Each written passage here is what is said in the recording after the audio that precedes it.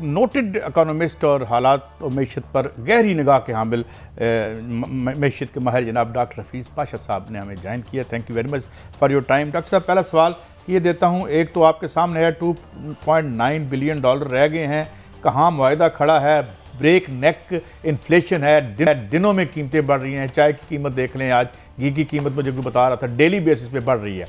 کوئی اس کو بریک لگتی نظر آتی ہے آپ کو مستقبل قریب میں, یہاں بھی اگر حالات ٹھہر جائیں؟ ڈاکٹر صاحب. بسم اللہ الرحمن الرحیم. مجھے بہت افسوس سے کہنا پڑتا ہے کہ اگرچہ آئی ایم ایف کے ساتھ جو بات چیت ہو رہی تھی وہ کافی حد تک آگے بڑھی ہے مگر مکمل نہیں ہوئی ہے, اور جب جو ہم نے اگریمنٹ کیا ہے پاکستان نے کہ جو ہم ریفارمز لے آئیں گے جس میں نمایاں طور پر کچھ چیزوں کی قیمتوں میں کافی اضافہ ہوگا. اب آپ یہ دیکھیے کہ بجلی کے نرخ, گیس کے نرخ اور پھر سیلز ٹیکس کے نظام میں ٹیکس ریٹ میں اضافہ وغیرہ وغیرہ, اس طرح کی چیزوں کے نتیجے میں افراط زر میں کمی نہیں البتہ اضافہ ہوگا. اور ہمارا جو اندازہ ہے کہ پچھلے مہینے آپ کے افراط زر کی رفتار جو تھی وہ 27.6% تھی, یہ 35 سے 40% تک جا سکتی ہے. اور آپ نے دیکھا ہوگا کہ سینسٹیو پرائس انڈیکس جو ہے جو ایسنشل آئٹمز پہ ہے اس کی رفتار آلریڈی تقریباً 34% سے اوپر جا چکی ہے. تو اس وقت افراط زر میں کمی, بے روزگاری میں اضافہ, اس لیے کہ پروڈکشن میں کمی آ گئی ہے, صنعتی پیداوار میں کمی, اور آپ نے دیکھا کہ زرعی شعبے میں تو سیلاب کی وجہ سے بہت نقصان ہوا ہے. تو حالات جو ہیں وہ حد سے زیادہ خراب ہوتے ہوئے چل رہے ہیں. اچھا ڈاکٹر صاحب, یہ ایک تو رہنمائی فرمایا, اسحاق ڈار صاحب نے چند روز قبل کہا تھا کہ ایگریمنٹ ہو گیا اور صبح ہی آج اعلان ہو جائے گا, غالباً پریس کانفرنس بھی کرنے والے تھے, لیکن اس کے باوجود ابھی تک کوئی نہیں آ رہی. دوسری طرف جب سری لنکا ڈیفالٹ ہوا تھا ان کے زیر معطل ظاہر کتنے تھے, ہمارے 2.9 ہیں, تو کیا آپ سمجھ رہے ہیں ان فیوچر؟ جب سری لنکا کا ڈیفالٹ ہوا تھا اپریل میں پچھلے سال, اس وقت ان کے جو ریزروز تھے وہ مشکل سے $1 ارب کے لگ بھگ تھے. حالانکہ سری لنکا کی جو فی کس آمدنی ہے وہ پاکستان سے اور بنگلہ دیش سے تقریباً 2 گنا ہے, مگر ان کے حالات بہت عرصے سے خراب رہے ہیں جس طرح ہمارے بھی خراب ہوتے گئے ہیں. اور ہوا یہ ہے کہ اس کے بعد وہاں جو ہے مئی کے بعد افراط زر کی رفتار حیرت انگیز 60% سے زیادہ ہو چکی. لوگ بے پناہ پریشان ہیں سری لنکا میں. وہاں تیل کی سپلائی بہت حد تک محدود ہو چکی ہے, کھانے پینے کے اشیاء بھی کم ہو چکے ہیں. خدا نخواستہ ایسا پاکستان کے ساتھ نہیں ہونا چاہیے, اس لیے کہ حالات پھر حد سے زیادہ خراب ہو جائیں گے. آپ نے یہ کہا کہ اسحاق ڈار صاحب نے کہا تھا کہ ایگریمنٹ ہو گیا ہے. بات دراصل یہ ہے کہ ایگریمنٹ اس وقت ہوتا ہے جب جو memorandum of economic and technical financial policies کا جو ڈاکیومنٹ آئی ایم ایف تیار کرتا ہے نیگوسیشنز کے بعد, کیا وہ ایکسیپٹیبل ہے پاکستان کو, اور اگر ایکسیپٹیبل ہے تو پاکستان ایک لیٹر آف انٹینٹ ایشو کرتا ہے جس میں ہم واضح طور پر کہتے ہیں کہ ہم کیا کرنے والے ہیں. ایک تو کافی عرصے سے جو ہمیں ریفارمز کرنے تھے وہ ہم نے نہیں کیے, اور نوا ریویو آپ کا تقریباً 2 سے 2.5 مہینے ڈیلے ہو چکا. تو اب دیکھیے کہ آج کل میں یہ میمورینڈم پہ بات ہوگی ورچولی, اور پھر دیکھیے اس پہ کیا ہوتا ہے. اگر ایگریمنٹ ہو جاتا ہے تو فوراً پاکستان کو اپنے ریفارمز کرنے پڑیں گے. اب خیال یہ ہے شاید کہ کل بجٹ کے میں منی بجٹ کی اپروول شاید کل کابینہ کو پیش کی جائے گی. اب دیکھیے اس میں کیا ہوتا ہے. ڈاکٹر صاحب, یہ منی بجٹ جو فرما رہے ہیں, بجٹ تو سنا تھا سال میں 1 دفعہ آتا ہے, پاکستان میں تو 365 دن آتا ہے. اس سے مہنگائی کی ریشو آپ کیا سمجھتے ہیں, کتنے % مزید عوام پر بوجھ پڑے گا, عام شہریوں پر؟ دیکھیے مجھے پھر افسوس سے کہنا پڑتا ہے کہ اس میں رجحان جو ہے وہ سراسر غلط. پوری کوشش یہ ہو رہی ہے کہ انڈائریکٹ ٹیکسز میں اضافہ کیا جائے، اور سب سے نمایاں اگزامپل اس میں یہ ہے کہ آپ سیلز ٹیکس کا ریٹ جو 17% ہے اس کو بڑھانے چلے ہیں تقریباً 18%. اب میں آپ کو ایک چھوٹا سا اعداد شمار پیش کروں. آپ کو اندازہ ہے کہ کھانے پینے کی اشیاء جو ہیں جس میں چینی ہے، گھی ہے، چائے ہے اور مختلف چیزیں جو کھانے پینے کی ہیں، اس سے ہم سالانہ 450 کلیکٹ کرتے ہیں ریونیو، اور اس کا بوجھ کس پہ زیادہ پڑتا ہے؟ عام شہری پہ. اس وقت جو پروپوزلز لانے تھے حکومت کو انکم ٹیکس اور ڈائریکٹ ٹیکسز میں لانا چاہیے تھا، مگر پھر سے وہی ہوا ہے کہ جن پر بوجھ آلریڈی زیادہ ہے ان پر بوجھ اور بڑھایا جا رہا ہے. میری ناچیز رائے یہ ہے کہ یہ جو کر رہے ہیں یہ نامناسب. اچھا ڈاکٹر صاحب، ایک تو یہ کہ میں پوچھنا چاہتا ہوں کہ کچھ لوگ اور بھی یعنی شبر زیدی صاحب ہمارے پاس آتے رہتے ہیں، ان کا ٹویٹ میں دیکھ رہا تھا جس میں انہوں نے کہا ہے کہ خدا نخواستہ ڈیفالٹ ہو ملک دیوالیہ ہو چکا ہے، یہ انہوں نے کہا، اور اب زیادہ فرق نہیں پڑتا. سوال میرا یہ ہے ڈاکٹر صاحب کہ یہ بتائیے کہ لیٹس بلیو کہ ہمیں مل گیا 170 بلین کا ہم نے لگا دیا، اس کے ملنے کے بعد جو ہے کیا فرق ہوگا؟ وہ دیوالیہ ہونے سے ایک سچویشن قدرے بہرحال بہتر ہوگی آپ کے خیال میں؟ دیکھیں کچھ حد تک بہتر ہو سکتی ہے کچھ عرصے کے لیے، مگر پورے طور پر ختم نہیں ہوگی.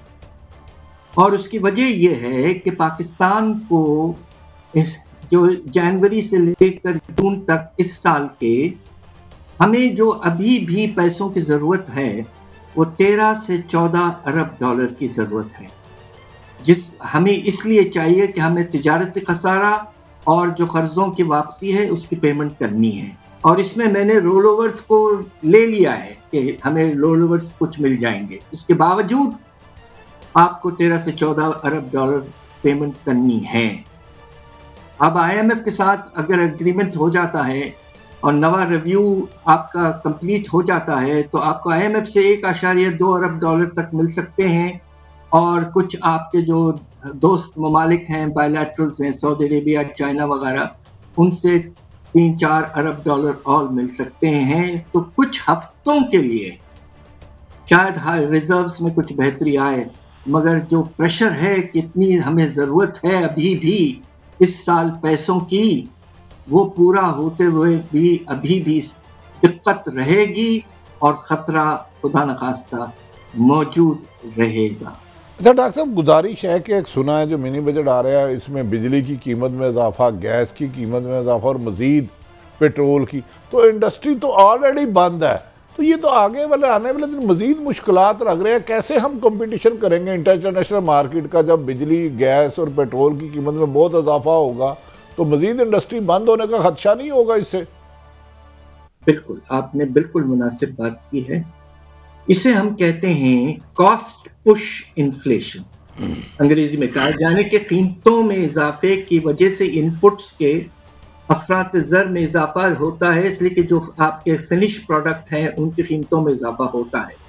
اب ساتھ ساتھ ایک اور چیز دیکھ لیجیے آپ کہ ہمارے برآمدات پہ جو ہم نے ایک لحاظ سے سبسڈی دیا تھا بجلی پر تاکہ وہ کمپیٹیٹیونیس رہے، اس لیے کہ آپ کو حیرت ہوگی کہ پاکستان میں جو ڈالرز میں ہماری جو بجلی کی قیمت ہے وہ ہندوستان اور بنگلہ دیش سے کوئی 40% زیادہ ہے. یہ میں اس وقت کہہ رہا ہوں کہ جب تک وہ بڑھائی نہیں گئی تھی، اب بڑھنے والی ہے، اور تو اس سے یقیناً کمپیٹیٹیونیس پہ اثر پڑتا ہے اور ایکسپورٹس متاثر ہونا شروع ہو چکے تھے، خدا نخواستہ اور متاثر ہوں گے. اس لیے آپ نے جو بھی ایکسپورٹ کو ہم نے انسینٹیوز پچھلے سالوں سے دیے ہوئے تھے، آئی ایم ایف پروگرام کے نتیجے میں تقریباً سارے وڈرا ہو چکے ہیں. ایک زمانہ تھا کہ نظر میں جو آپ فرما رہے ہیں آئی ایم ایف سے کوئی ڈیل ہو بھی جاتی ہے تو اس سے تو شاید 1-2 ماہ بہتر ہو، لیکن پاکستان کی معاشی صورتحال تو بہتر ہوتی ہوئی مستقل نظر نہیں آتی. جیسے آپ فرما رہے ہیں؟